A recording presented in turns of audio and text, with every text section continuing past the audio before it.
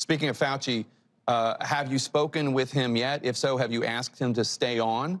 Yes and yes. Yes and yes. Tell me about the conversation. Well, as he said, what more needs to be done from his point of view? Well, look, my chief of staff has worked with him in the last crisis. He's been talking to him all the time, Ron Klain. I talked to him today. We spoke today at 3 o'clock. My COVID team met with him. I asked him to stay on in the exact same role he's had for the past several presidents.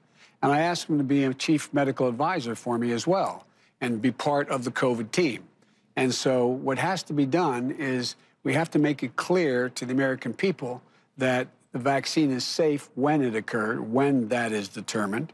And number two, you have to make sure, as he points out, you don't have to close down the economy like a lot of folks are talking about now. If, in fact, you have clear guidance and you're able to say to businesses, okay, for example, bars and restaurants are going to close, but we're going to provide you the wherewithal to not lose your business like the House had passed.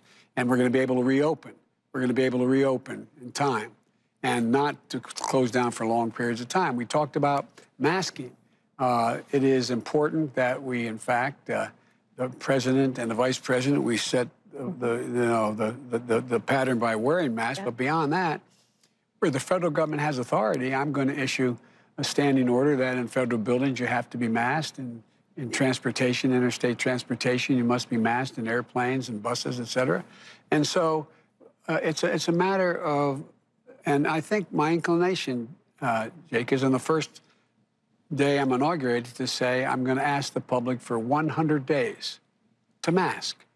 Just 100 days to mask. Not forever, 100 days. And I think we'll see a significant reduction if we occur that, if that occurs with vaccinations and masking to drive down the numbers considerably.